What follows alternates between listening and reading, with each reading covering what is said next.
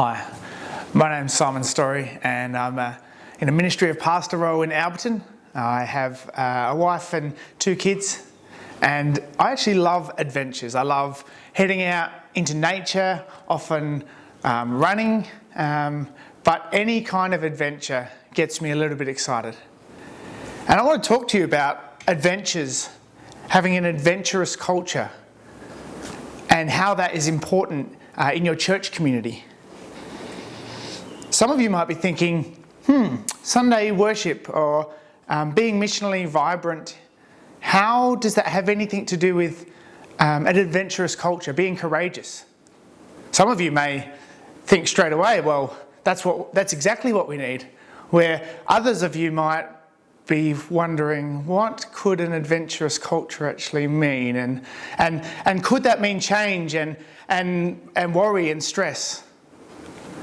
I wonder whether this giant has been apparent or is quite familiar in your congregational setting.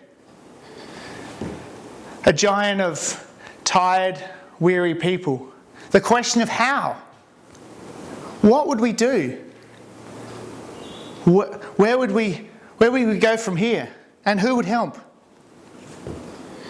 This giant requires a courageous and adventurous culture to fight.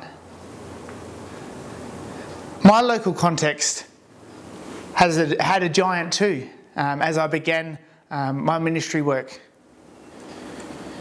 And it's been an adventurous culture and courage that has been foundational to seeing our families now outnumber our older people 2 times over. And so I want to talk to you about not an idea, not a program, but that sense of culture. An adventurous culture, I want to suggest, is more critical as a first step than anything practical you can do. Maybe even prayer. And I'll explain that in a minute. I'm not anti-prayer, but hear me out. When I say adventurous culture, what comes to mind for you? Is it an exciting thought? Is it possible new things? Some people love new things. For some, it's very scary. The unknown.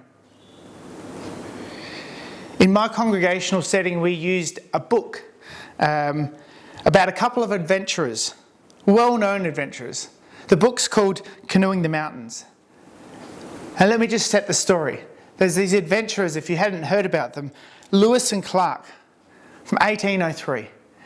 And the US government had commissioned an adventure for them to go out and find a water path, head up the mountain into a mountain range and establish where the water actually went over the other side of the mountain. Because surely, when we get to the other side, when they get to the peak of the mountain, it's basically just a slip and slide down to the sea on the other side. And this would be critical to trade paths across the US. And so out these adventurers set with their canoes, and they were canoeing up the stream, looking forward to the day when they would reach the top and go down the other side.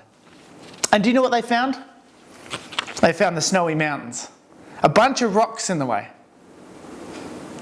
And that was tricky because they had canoes with them. They were prepared to go on the big slip and slide down the other side of the mountain in their canoes. And that was going to be easy. And so they had a choice. Do we jump in our canoes and go back home? Or do we ditch the canoes and head into the Rocky Mountains without fully knowing where we're going, without being prepared for this adventure, but being willing to give it a go? This book talks about the principles of adaptive change. What happens when you're on a journey together and the things around you are completely different to what you're used to or what you've been journeying through in the past? It talks about the challenge of leading in uncharted territory. What happens when you don't know, when you weren't prepared for this? Some of us respond to the Goliath that I had up on the screen with applying for a grant or a new program or even prayer. But sometimes the prayer sounds like this. It sounds like, God, please send us some families so that new things can happen here. Or God, please make the grant successful so we can start a new program. What if the change that is required is something that you can't even comprehend? That is the question that this book helped us to think about.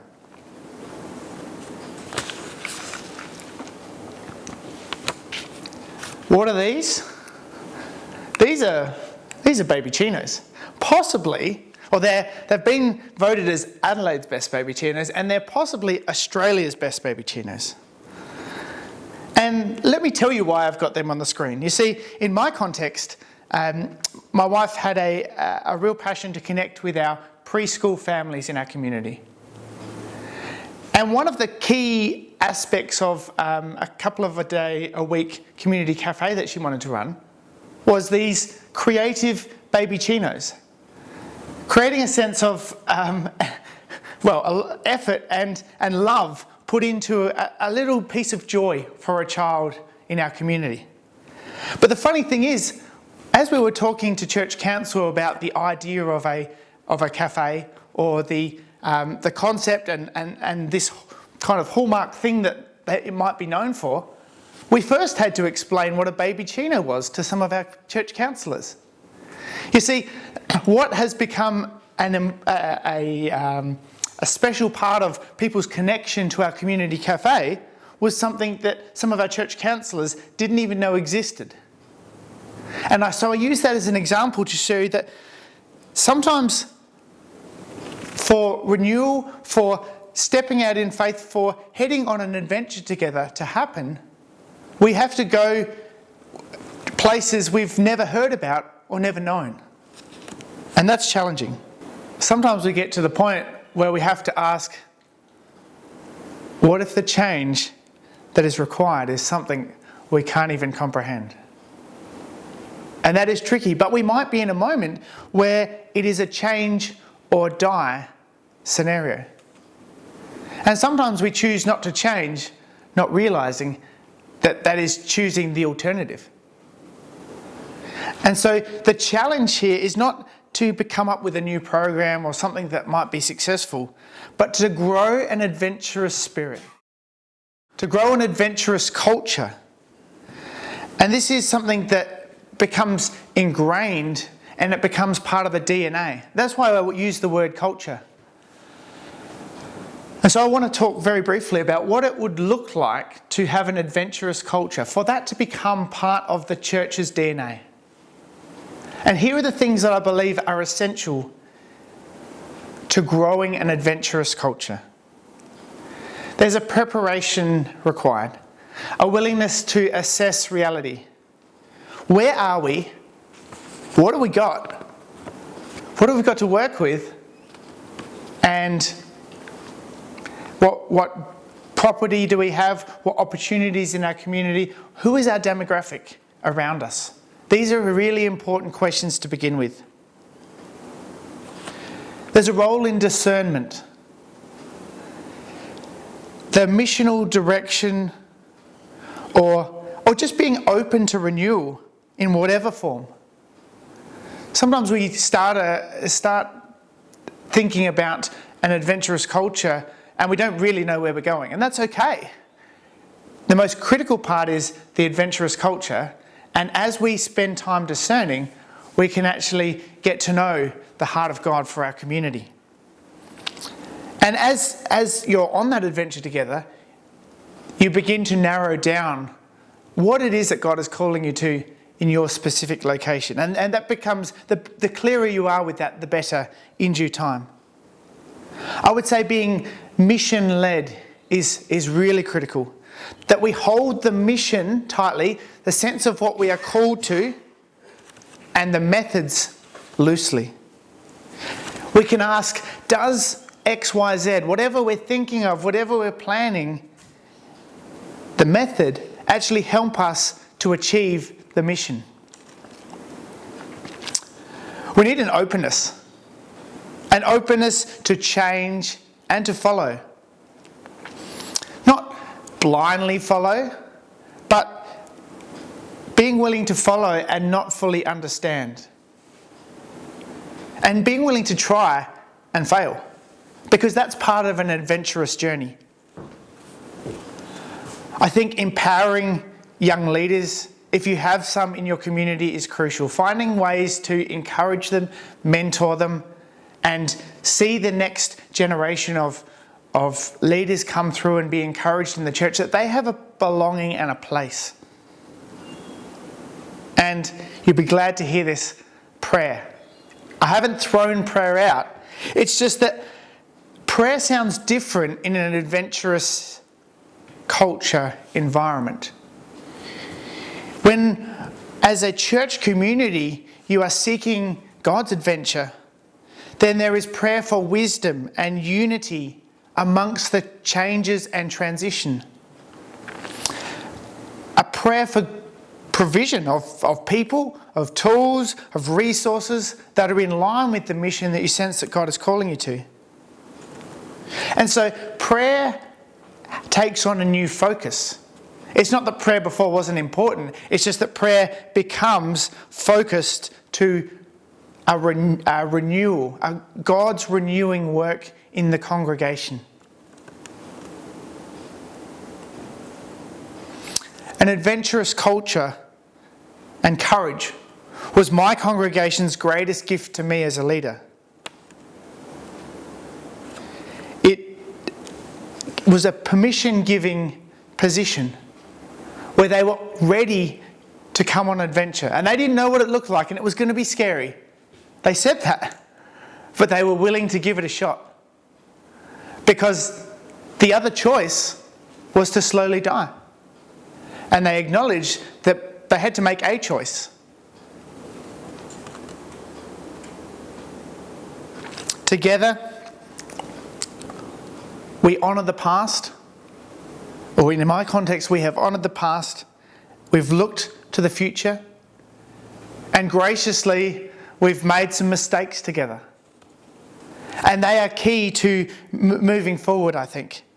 To be able to honour the past, to look to the future, and acknowledge that as the mistakes come, as things fail, we're going to continue to adventure together. Hebrews 12, 1-3 says something like this.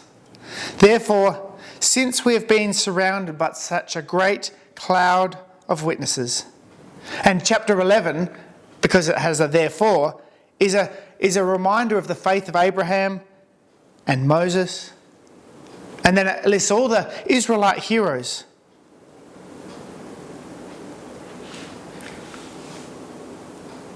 I don't know how well you'll be able to see this, but in my local setting, some of the local heroes of the faith that have come before us have set up an ability for us to use our property well. And this says erected and dedicated for the extension of Christian works in the community back in the 50s. Now, this doesn't have a name on it. It's not some specific person being remembered. It's a culture of being adventurous and willing to build on, to extend for the Christian works in this community. We have our own local cloud of witnesses that have come before us, and I'm sure you do too. But what's the instruction in Hebrews that comes directly after that? Given this cloud of witnesses that we have, it says, throw off all that hinders or entangles and run the race, brave and courageous adventurers. I believe the Uniting Church in South Australia needs congregations who are willing to be honest about what hinders and entangles them, to run the race, to be brave and courageous adventurers. I believe we need congregations with a deep humility to serve God rather than their long-held traditions. I believe we need congregations whose fire in their belly is sustained, renewed, and even maybe re-established or refound through an adventurous culture. Holding tightly to what God is leading them to, trying new things, innovating, even in uncertainty. And congregations who are willing to pray the most scary prayers like, Lord, lead us into the unknown. May we see your renewal. Send the people and the resources and the ideas, and most of all, prepare us to be ready for the journey. This is my prayer for the Uniting Church across Adelaide, that we would be courageous adventurers, willing to step out in faith to seek God's renewal of God's church, not our church, God's church. And having prepared our hearts for adventures, it might be time to come before God with the prayer we're tempted with at the start. And that is, God, please bring a successful grant to us to reach our community through a new program. Or please send a couple of families so that we can begin something new. It's only in the setting of an adventurous culture that we're actually ready for something new.